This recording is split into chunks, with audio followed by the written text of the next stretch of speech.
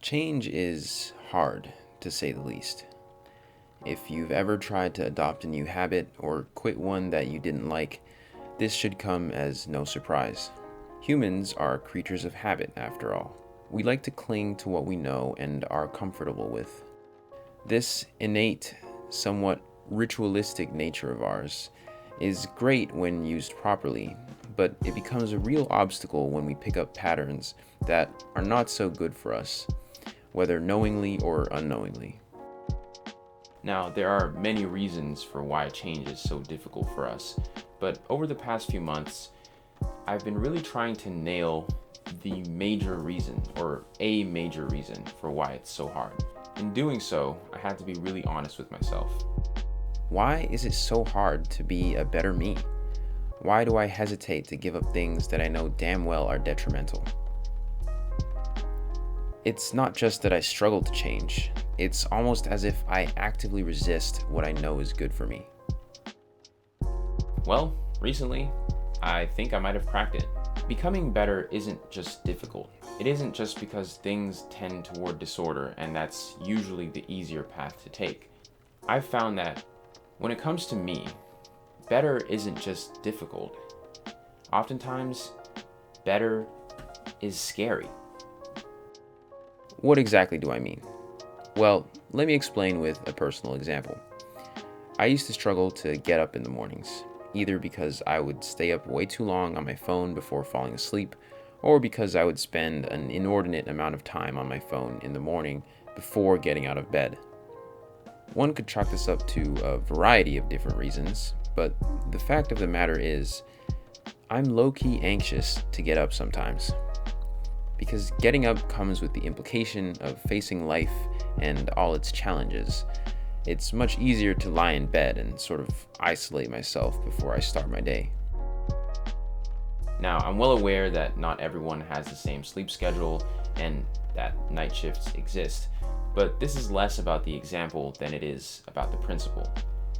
In principle, I was afraid to get up earlier because to me, that just didn't feel like me. Hello there, Future Rating here. Forgive the hair, forgive the greasy face, the lighting, all of that, alright? I'm currently in the process of editing this video, and I realized that I say a lot of things, a lot of words, but I never actually nail the point that I was going for, which is ironic because I reread this script like twice, and I thought both times that it was fine. Basically, the gist of what I was trying to say is that becoming a better version of myself was incredibly daunting, and the implications that came with brought a lot of pressure, I guess, in a sense. So I was afraid that I wouldn't live up to those expectations, and I was afraid that I would fail in trying to achieve what I was going for.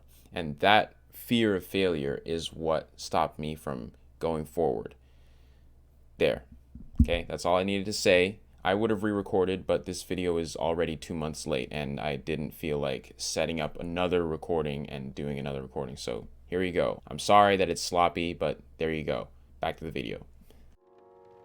That just didn't feel like me. So even though I knew better, it was much easier to remain in my current sad state than to try and improve. It didn't feel great, but in my head, the relative comfort of remaining the way I was superseded the discomfort of trying to get better. I had spent so much time behaving this way that it felt like it had become a part of who I was, not just something I did. Like, that's simply something that I do and I couldn't change it. Another example I can think of relates to working out.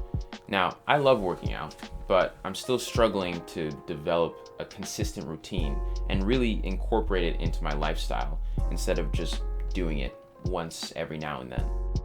In fact, one of the biggest reasons for why I hesitated to even begin was that I was too afraid to commit. I realized that fitness isn't something you achieve, rather, it's a lifestyle. And I wasn't ready for that at the start.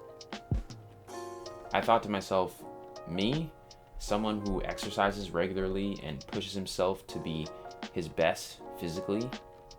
Nah, that doesn't sound like me. Maybe this resonates with you, maybe it doesn't. but I just hope that I can encourage someone else who is attempting improvement, whether in a major or a minor way. In fact, I'm not even here to tell you that I fixed it, because I haven't. I still struggle to wake up at a good time. I still, have periods where I'm just not working out at all. What I am here to say is that there is no shortcut around the discomfort. Until I simply face what I dread and accept the discomfort that it comes with, I'll still be stuck in yet the same loop. I think this sentiment is largely summarized in a mindset which I found in a video from Better Ideas. And it basically says this: take the path of most resistance. Now, this doesn't mean avoid efficiency at all costs. Obviously, if there's something you can do to make a difficult task less daunting, you should probably do it. If it motivates you to exercise, put on a podcast or an audiobook or some music. If you spend excessive time on social media, try locking the apps that you struggle with on your phone. Nowadays, there are actually built-in features on most phones where you can manage your screen time. And be honest with yourself. Don't just hop onto another device or override the restriction every time you feel like it. To put it bluntly, the way I see it is that this mindset sort of encourages you to use brute force in a way. If there's something that you don't like to do, but you know it would be good for you, just do it. Every time you feel resistance toward a particular task or action, push past it and do it anyway, without trying to get rid of that feeling. The idea is that eventually you'll come to associate that feeling of resistance with reward, because every time you overcome that resistance, you'll feel a little satisfaction from doing so. Over time, you will come to see that resistance as just another opportunity for satisfaction. In general, the idea is to stop trying to avoid that negative feeling that you associate with improvement. Obviously, it's not easy to just do that. But if you come to that place where you just embrace it and take it for what it is, it becomes a lot easier to just push past and overcome the quote-unquote fear of getting better. I want to end this video with a catchphrase from one of my favorite YouTubers, Captain Sinbad. His channel was actually one of my inspirations to start making these kinds of videos. He has a little phrase which he says at the end of his videos, which he changes just a little bit to suit each one. I think if this is something that he made, he'd end it something like this: to those of us with the courage to face the fear of better and to accept the discomfort that comes with improvement, to those of us I say, greatness is coming. I hadn't intended for this to be a New Year's video, but the way I delay my workflow, it kind of just ended up that way. So I hope that this inspires you going into the new year, and really just any time, regardless of when you're watching it. For those of you watching during the new year, Happy New Year, I guess. Thank you very much for watching, and I hope to see you in the next one. Peace.